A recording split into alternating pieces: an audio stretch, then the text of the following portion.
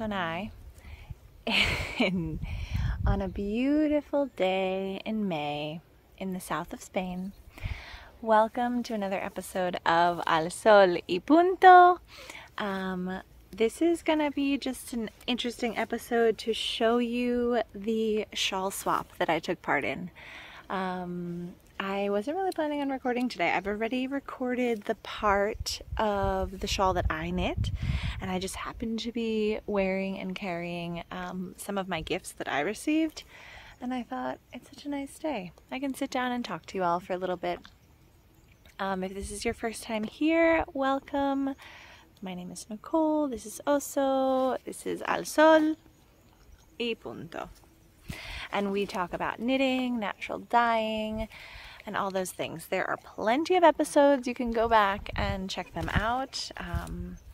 And I also want to remind you all that there are really cool interviews that I used to do on this channel. Maybe we'll get back to them, but there's some really cool conversations with some really amazing people in the knitting world, so I highly recommend you go and check those out.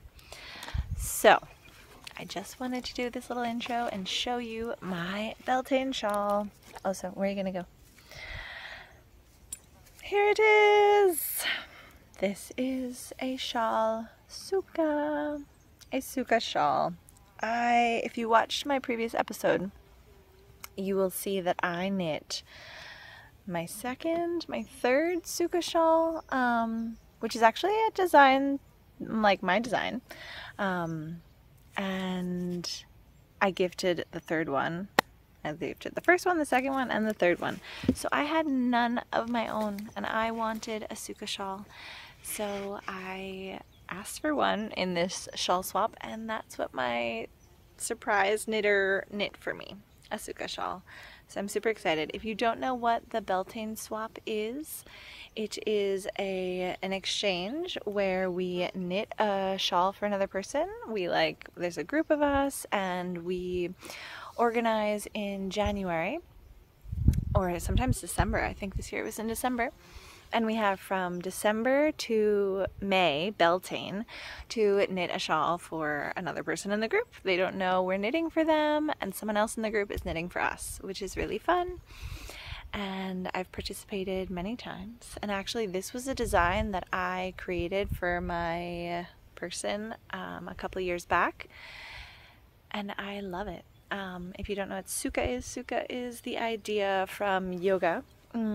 That is like ease and pleasure and joy, and for me brioche is ease and pleasure and joy, so I designed this shawl pattern just to be like simple brioche, but then with these really fun increases on the side. They're like, you create them with like super yarn overs, like really intense, and this shawl's fun because you can make it as big or as small as you want. And it's like super airy because it's knit with fingering weight and mohair, this one. But you can knit it with any. I knit one with sport and DK, so it was like squishier, but I love in brioche to have the difference of two different weights of yarn. So you can see here, this was knit by Olga, and Olga actually has a podcast, so if you are interested in seeing her story of knitting this and also seeing me open the shawl at Sylvan Tales with all of the amazing gifts that she gave me, you can watch her video. If you don't understand Spanish, you can just fast forward to the end and just watch my reaction. But the box that she brought to me, she gave me so many gifts apart from the shawl. It's like a box this big, like vermouth, natural dyes, a knitted little frog named Pepe. I named him Pepe. A beautiful cup for drinking my tea, like a mug. This really cool apparatus to make eye cords, which I've never used before. So many things, so many beautiful things. So that was really sweet because she actually gave me my shawl at the knitting festival, because I told the group that I was going to be traveling in April and I wouldn't be able to receive the shawl in my home like for Beltane because I was going directly to the knitting festival. So I said, if the person who's knitting for me happens to be going to Sylvan Tales, they can just give it to me there. And she was like, oh, and she's from Sevilla, so it was perfect for her. And like as soon as I got to the festival, woo, that was a big one, right? Also, as soon as I got to the festival, they like bombarded me and they're like, Nicole, you're here, you have to open this box. And I was like, okay. So it was very exciting. I got a message there. It was very exciting, and so you can see my reaction to that and everything, but I love the shawl. I'm so excited to have it. This was actually naturally dyed. The beige was naturally dyed by End Point, which actually I have here in my adorable little project bag in Catalán. Oi! I gotta find a better place to put these types of things because then I lose them. But I just put them on this bag because I got this bag from a friend who has a podcast in Catalan. And then all of the things from Sevilla Teje, we have Mostacita Moraita, Si lo sé no tejo, Angie Knits, El Corralillo, Corralillo del Ovillo. I think they're from Huelva. Anyway. But this yarn was naturally dyed by Rachel of End Point.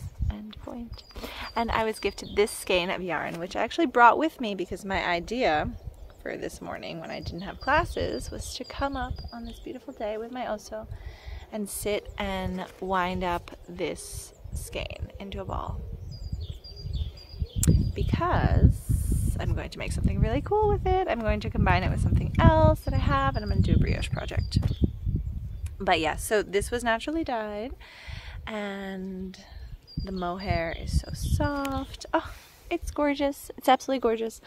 And yeah, if you are interested in this pattern, you can see another version of it in my previous episode, and you can knit your own shawl Sukha. A lot of friends have knit it, and it comes out really nice. I really love it. I think it's like a really fun pattern if you like brioche. It is a great one, and I think that this was knit with less than one skein of fingering weight because she like stopped before. She was afraid she wouldn't have enough for another repetition, because you can just stop after like every like increase. So you can stop wherever you want. You can knit this like huge with like a bunch of yarn, or like just like one skein and one skein of mohair. So you can, there's a lot that can be done with the shawl. So yeah, it was beautiful to see Olga and to receive the shawl in person with the Beltane girls. And if you want to see her video explaining her knitting process of this, you can head on over to her channel. I will leave the link down below. And now we are going to go back in time, and we are going to see my video of the process of knitting the shawl that I knit for my sorprendida, for my knit friend, secret knit friend. All right, see you around. Hello! I just want to show you the shawl before I pack it up and send it out. I don't have much time, but I'll just show you really quickly.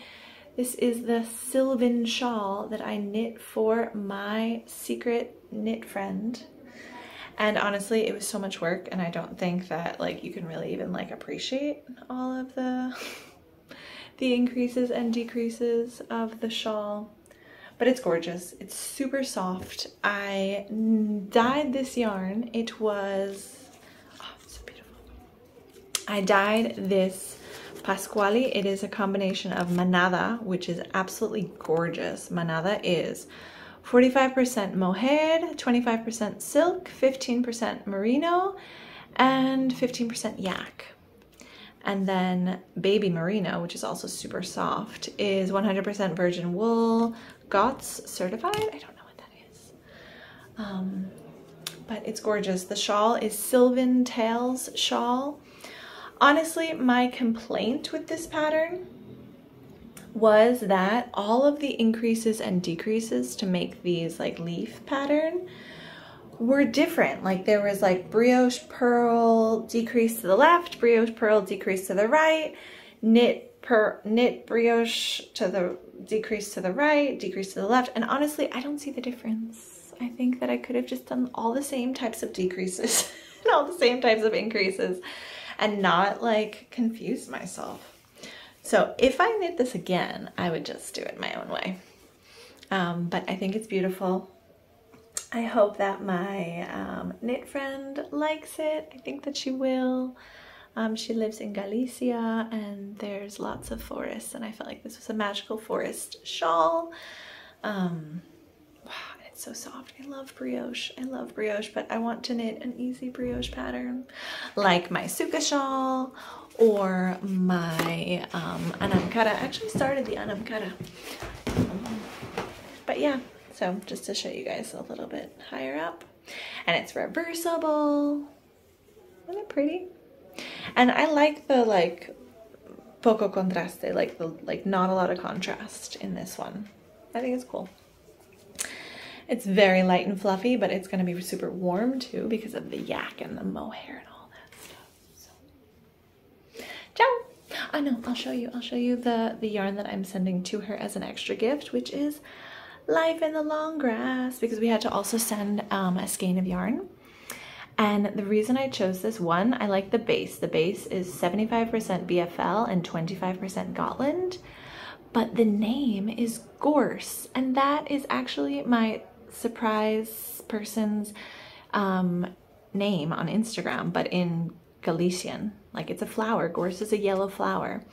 But because the Gotland, I think, is like a dark color as the base, the yarn doesn't look that like super bright yellow, but it's still super beautiful. I imagine this in like a color work. Yeah, and it's like kind of rustic, but nice and soft. So yeah, Gorse is a flower, and it's the name of my friend on Instagram, Chorimas. So I was like, she needs to have the Gorse colorway. Okay.